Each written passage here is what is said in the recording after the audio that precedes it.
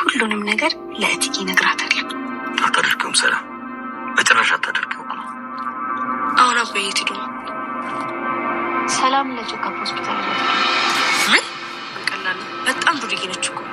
ለነገሩ ማን ያውቃል? አሁንም እኮ ይሄኔ ከአንዱ ጋር እየጨፈረች ነው የሚሆነው። ቆይ አንቺ እጅሽን ኪስ ውስጥ የከተትሽ ብር ሰርቂም? አይ አይደለም እማዬ። እና ምን ልታደርጊ? ውሃ አባዬ በቃ ተው። ውሃ ከምትገኘት ሰዎች ነው። ግን እማዬ ለምንድን ነው ራስሽ ለማለሽ? በያ እሱንም ደግሞ ልትመረመሪ ነው? የጠረጠረችው ነገር አለ።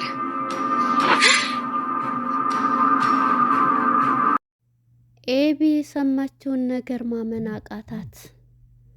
ለዳጣ የተጠመደው ቦምብ ለሰላም ደረሰ። ይሄን የሰማችው ኤቢ ወደ ኋላ ፌንት ሰራች። በጣም ይገርማል። ኤቢ የገጠመችው ካሜራ ዳጣንና አባዬ ሁልጊዜ መኪናው ውስጥ ምንድን ነው የተለየ የሚያወሩት ብላ የእነሱ ሚስጥር ለመስማት ስትል፣ ነገር ግን የእርግዝናውንና ስላለፈ ታሪክ የሰማችውን ነገር ማመን አቃታት። ኤቢ አሁን ላይ እኔን ማመን አለባችሁ በማለት ወኔዋን ይዛ ተነስታለች።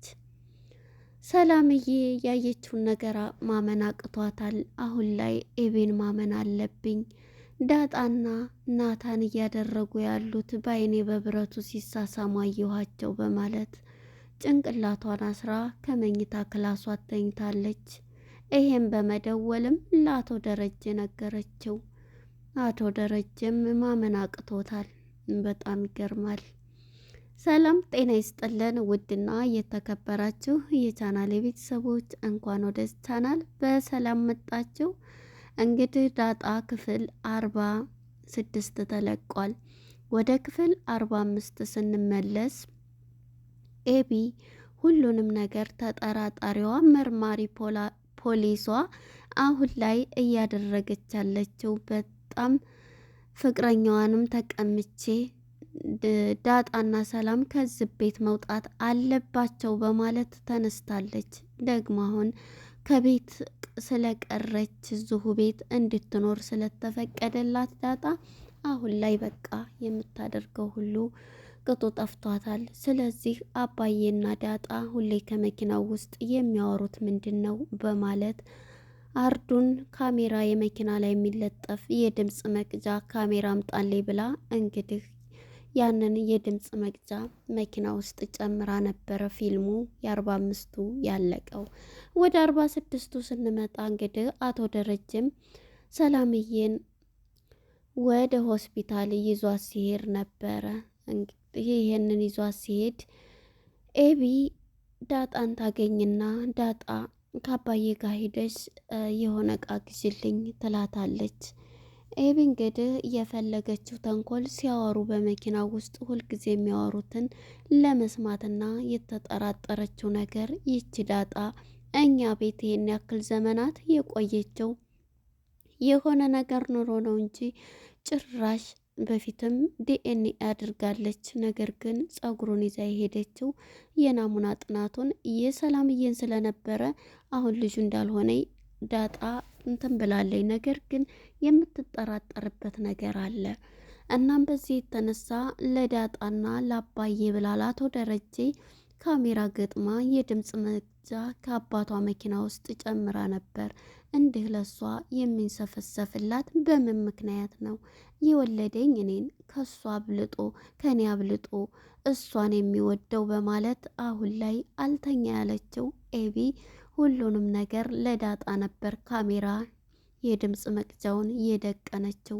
ነገር ግን ያ የድምፅ መቅጃ አሁን ላይ ከሰላምዬ ጋር እየሄደ ያለ አቶ ደረጀ ከሆስፒታል ይዟት ሲመጣ ሁሉንም ነገር እያወራቸው ነበረ። አቶ ደረጀም እንግዲህ አሁን ልጅሽ ወንድ ነው ሴት ይላታል። አይ አትንገሩኝ ስላልኩኝ ምንም ሴት ብትሆን ደስ ይለኛል እያለች ነበር። ለምን ሲላት አይ የጠፋችውን ልጅን ማስታወሻ ስሟን ደግሞ ምትኬ ብያታለሁኝ። ወንዱን ደግሞ ወንድ ከሆነ ደግሞ ምትኩ ብየዋለሁ እያለችው አቶ ደረጀ በጭንቀትና በሀሳብ ውስጥ ይገኛል። እኔ እንዳውም የአንድ ቀን ስህተት ነው ብዬ እንጂ በጣም ብዙ ነገር ማድረግ እችላለሁ። ሁሉንም የጠፋችው ልጄን የት አደረጋችኋት እያለች ይህን ሁሉ ስታወራ የአንድ ቀን ስህተት ነው ብዬ ነው እንጂ አሁን ላይ ለትዬ ንገሪያት እያለኝ ነው ስትለው ነበር። ምን ልታደርጊ ሲላት ለትዬ ልናገር ስትለው ነበር። እንዴ አንቺ እንዴት ይሄን እንትን ያለሽ እያላት በጣም ጭንቀት ውስጥ ይገባል። እንዴ እኔ ይህን ያክል ብዙ ጊዜ የሰው ልጅ እኮ ሞት አለ። አሁን ላይ ሰው ደግሞ ቶሎ እየሞተ ነው። ስለዚህ ልጄ ደግሞ በህይወት መኖሯን ታውቃለህ። አሁን ደግሞ ስለ እሷ ማወቅና ንገረኝ እያለች ጋሼን ንገረኝ እያለች እየጠየቀችው ትገኛለች። ሰላም ማለት ነው። እናም እንግዲህ ሰላምም ይሄንን በምትለው ሰዓት እሱም በጭንቀት ይገኛል። በቃ ተው መቼም ጊዜ ወሰብበት በማለት እሺ አሁን ወደ ቤት እንሄድ። አንቺ ምን አስበሽ ነው? አሁን ላይ እኮ ሰላም ማርታዬን ብሰማ እንዴት እያለ ሁሉን ነገር እያወራና በጭንቀት ይገኛል። እናም በቃ አሁን ወደ ቤት እንሄድ እያለ ነበርና እንግዲህ ኤቢ ደግሞ ዳጣ ጋር ተቀምጣለች። ሂጅና እቃ እንድትገዥልኝ እፈልጋለሁ ስትላት ባባዬ ጋር እንዴ አንቺ አትሄጂም እንዴ ስትላት አንቺ ትምህርት የለሽ ምን የለሽ ስለዚህ ከአባዬ ጋር ሄደሽ ግዢ። እሺ ደረጀ ይንገር እሺ ካለ ከፈቀደ ሂጅ እገዛልሻለሁ። ግን እኮ አሁንም ቢምትይው ናታንን ለመጠበቅ ፈልገሽ ነው ትላታለች። አረ ለዛ አይደለም ጣጣ የለውም እኔ እሄድልሻለሁ ምን አስበሽ ነው ስትላት በቃ እንደዛ ከፈለግሽ ሂደሽ ሁሉንም ነገር እንድትገዥ ስትላት ነበረ። ግን እኮ አንቺ ሂደሽ የምትፈልጊው አንቺ ነሽ የምታውቂው፣ ስለዚህ አንቺ ብትገዢ ይሻላል ብትላትም አይ ስትላት የት ሄዳ ነው አሁን የት ሄዶ ነው ሰላምን ሆስፒታል ይዟት ሄዷል ሲል በጣም ደስ አላት። ምክንያቱም እሷን የምጠረጥረው ስላለ ሲያወሩ ሰማለሁ ብላለች።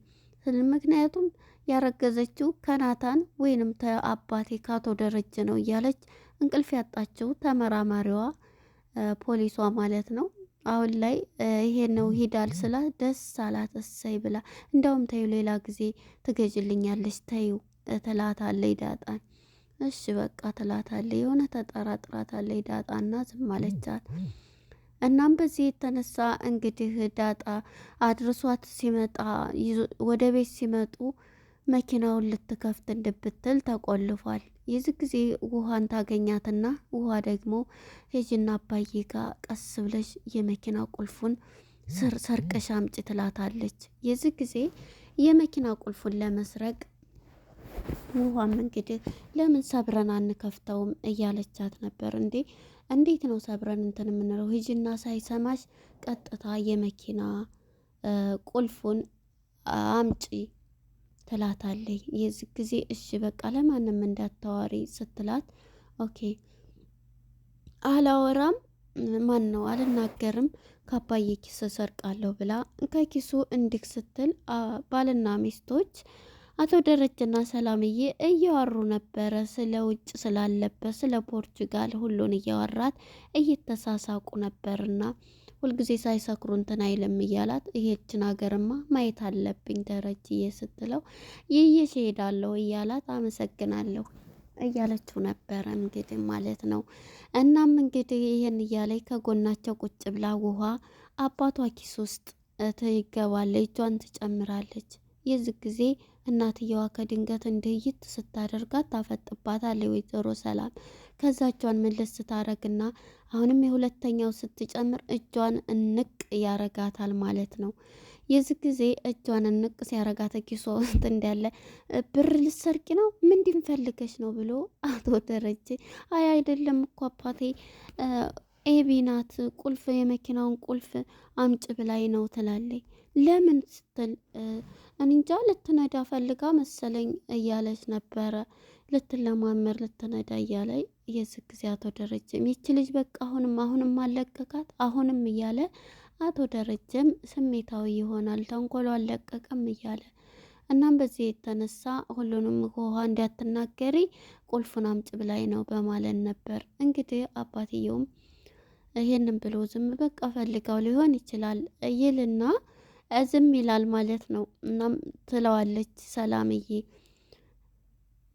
ሙሰላምዬ ማርታ ማለቴ ነው ማርታ ማለት ነው። እና ልጇን እንደዚህ ብላ መጨረሻ ላይ አባዬ ሱቅ ይዘኸኝ እንድትሄድ እፈልጋለሁኝ ጥፍር ቀለም ልገዛ ትለዋለች። እንዴ አሁን ለጥፍር ቀለም አንቺ ከኦንላይን እንትን ብለሽ አታዥም? እንዲ ቆንጆ ነው ያመጡልኝም። እሷ እንግዲህ ካሜራውን ልታመጣ ነው፣ ስልኩን ረስቶት ከቤት ወጥቷል። የዚህ ጊዜ ውሃና ምጥን ውጭ እየተጫወቱ ነበር።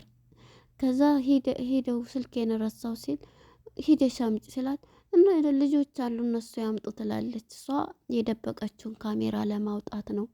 የዚህ ጊዜ በቃ ውሃ እያለ በመስኮት ሲጣራ እየተጫወቱ ነው። እሷ አንገቱን እንዲህ ሲዋጣ ቀስ ብላ ከደበቀችበት ካሜራዋን ታወጣና በቃ አባዬቶ እኔ ሂጅ አመጣዋለሁ በማለት እሷ የፈለገችው ካሜራውን ለማውጣት ነው የድምፅ የቀዳችበትን እና አባቷን እንግዲህ በቃ አባዬ አመጣሁልህ ስልኩን በቃ እንዳውም ተው ሌላ ጊዜ እንትን ትልልኛለህ ተው በቃ ስትለው የኔ ልጅ አመሰግናለሁ በቃ አሁን እንዳታስለፊ ብሎ ነበር። መናኪርም የጥፍር ቀለም ሊገዛላት ነበርና አመሰግናለሁ ሲል ተው በቃ አባዬ ብላ እሷ ድሮም የፈለገችው የደበቀችውን ለማውጣት ነው።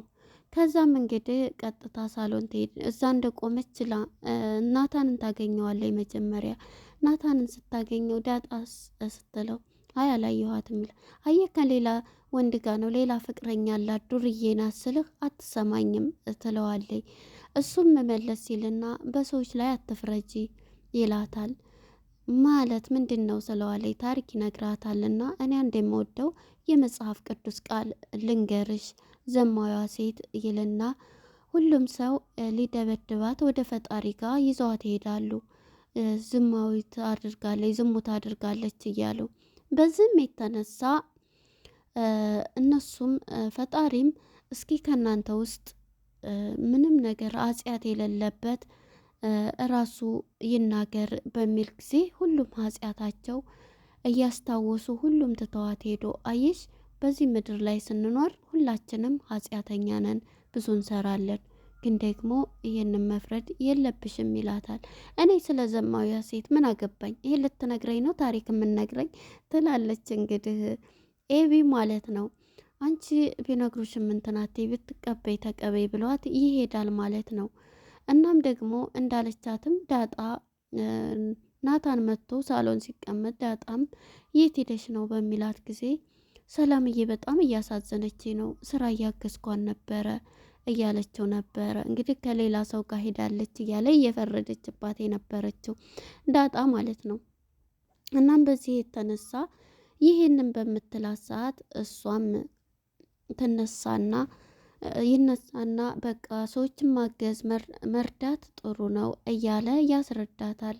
የደከሙትን ማገዝ እያለ አዎ እያለችው በቃ ሁሉንም ነገር ከእሷ ጋር እያወሩ ነበር። እንግዲህ ወደ ኤቢ ጋር ስንመጣ ኤቢ ሁሉንም ቀርታ የእንትን ያለችውን ካሜራ እንዴት አድርጌ ልጨምር ብላ ላርጁ ትደውልለታለች። ክሪሽናን እንዴት እንደናፈቅሽኝ ኤቢዬ እያላት ይነግራታል። እሷም አሁን ናፈቅሽኝ አትበል ቶሎ ንገረኝ እያለኝ እንዴት ከመኪና ውስጥ እንትን ያልኩትን እንዴት አርጌ ልጨምር ኒሞሪ አድርገሽ ኒሞሪ ስላለው ኒሞሪሽን አውጭና ጨምር ይላትና ያስረዳታል። እሷም እሺ ብላ ጨምራ ያንን ድምፅ እናቷ ጋር መጀመሪያ ትሄድና እማዬ ዛሬ ስራ እንዳትሄጂ በፍጹም ምን ሆነሽ ነው ራስሽን ያመመሽ ስትላት እንዴ ደግሞ የምትይው ምን እነግርሻለኝ ስትላት ምንም አትንገሪኝ ትላታለች። ከዛም ዛሬ ደግሞ ራስሽን አሞሽ ነው ደግሞ ራስሽንም ልመርምር ትይ ነው እያለኝ ነበር። ሸረሪት ፓርት ላይ ያሳቀችኝ ሸረሪት ታያለችና ይቺ ሸረሪት ምን ልትሰራ ነው እናንተ ክፍል የገባቸው እያለኝ ታስረዳታለች። እና ትግባ ምንድን ነው የምትይው? ኧረ እኔ ካሜራስ እንዲሆነ ምኖ ትታወቃለች እያለች ነበረ። እናንተ ክላስ እኮ መግባት የለባትም እያለኝ እስኪ ረፊ ኤቢ ለልጆቿ ፍጡር ናት እኮ ምግብ ወይም ፈልጋላቸው ይሆናል እያለች ወይዘሮ ማርታም ለኤቢ ትነግራታለች። ኤቢም ይሄንን ስትላት እኔ አላምናትም ካሜራ ደቅና እንዲሁ እያለች ቆይ የሆነ ነገር አለኝ ስለዚህ አሁን እነግርሻለሁ እያለቻት ነበረ። እናም ወታ ያንን ካሜራ ከአርዱ ጋር የደበቀችውን የድምፅ መቅጃውን ማለት ነው እሱን ጨምራ እየሰማች ሳለ እንግዲህ የሰማችውን ማመን አቃታት።